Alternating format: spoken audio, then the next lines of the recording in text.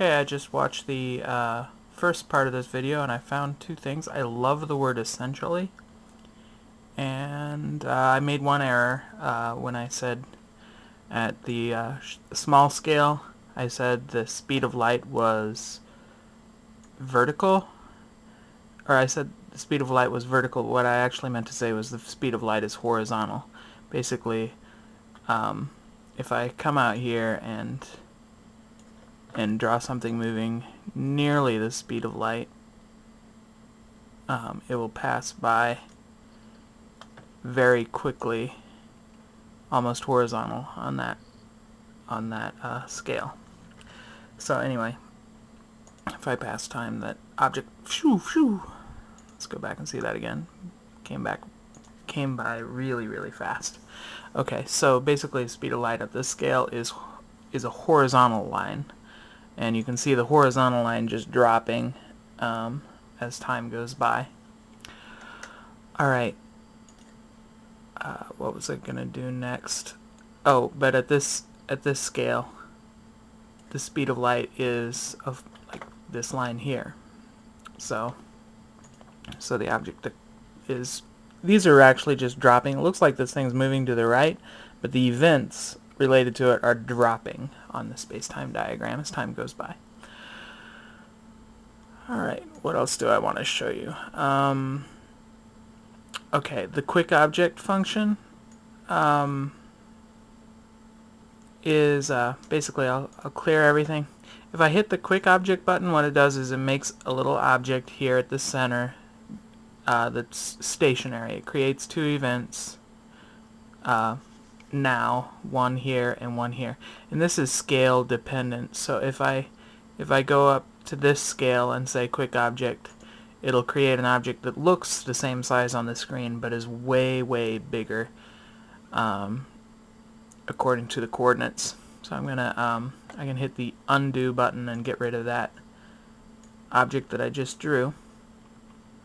Now what I'm going to do is, with this object that I just made, I'm going to accelerate to the left, create another quick object, accelerate to the left, quick object, left, quick object. Do that about I don't know, 10 or 15 times. And then I'm going to come back, accelerate back to the right, and just watch them spread out. Pass time, and all of the objects spread out, and they kind of are more or less evenly spread out. This is more or less kind of conceptually what Hubble's law says. If I accelerate to the right, then object number 5 stops and object 6 is moving off to the left. If I accelerate to the right again, object number 4 stops and object 5 is accelerating off to the left. So basically Hubble's law says that the speed of an object is proportional to its distance away from you. Now, to clarify, that's actually the redshift of the object is proportional to the distance. I think this is the effect that causes the distance to be related to the redshift, though, is the distance is related to the velocity. Alright, but that's, I can come back to the initial condition and watch that happen as many times as I want from as many different perspectives as I want. So I can go back to the initial condition with the velocity like that, and they're all moving off to the left, or whatever I like. I can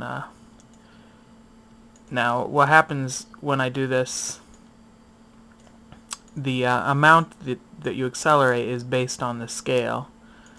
So they go off to the right really fast there. Did you see that? Zoom. Okay. Anyway, I'm going to do this same experiment, but instead of being, first I'm going to clear all.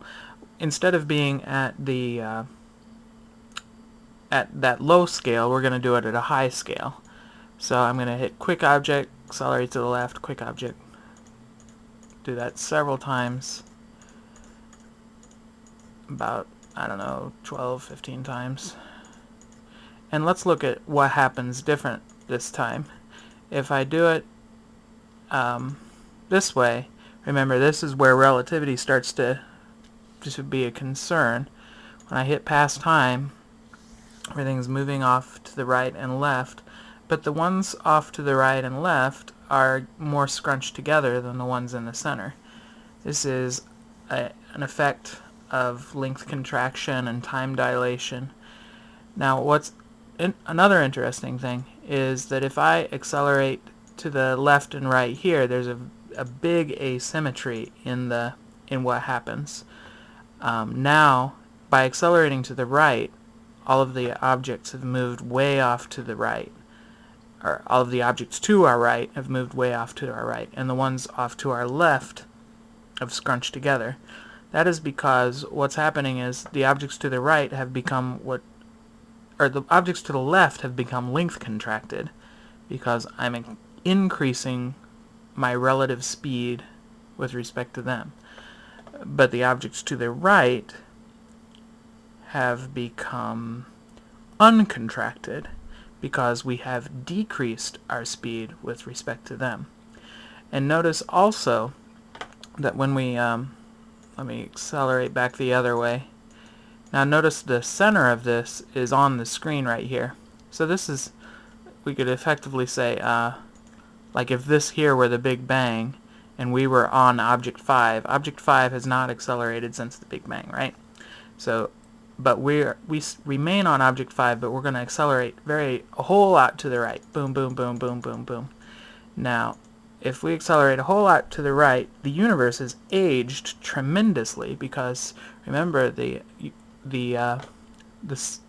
beginning time is the intersection of all of these lines. So the intersection of all those lines is where like the Big Bang occurred. So if we accelerate a whole lot, then the universe can age a whole lot. And this is basically, if you've ever heard of the twin paradox, the traveling twin ages much less than the stay-at-home twin. Because if we're the traveling twin, this is the point where suddenly the universe around us ages a whole lot.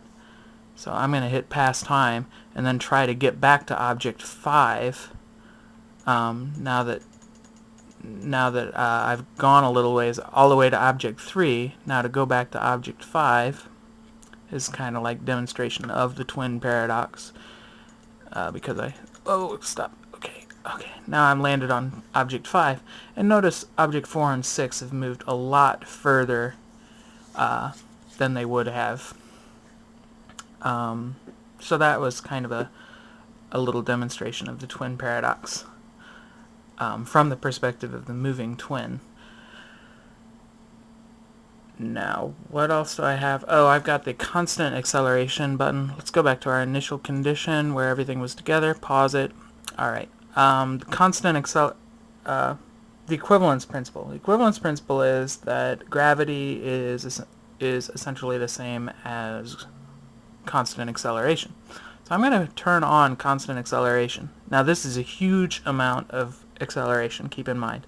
845.4 kilometers per second every 1/50th of a second. So it's tremendous. Now what I did was I think the right half of the screen is equivalent to gravity. The left half isn't, because when we're undergoing gravity, we're accelerating toward the stars. We're not accelerating away from the stars. So if I pass time here, we're going to have something interesting. All the objects look like they're coming out this way and then falling back in. Basically, that means they've been shot upward, and they come back downwards. Now what's interesting about the constant acceleration is you notice these things are still going the speed of light away from us, but it's a standstill. The objects behind you, when you're accelerating constantly, the length contraction and the velocity kind of cancel out.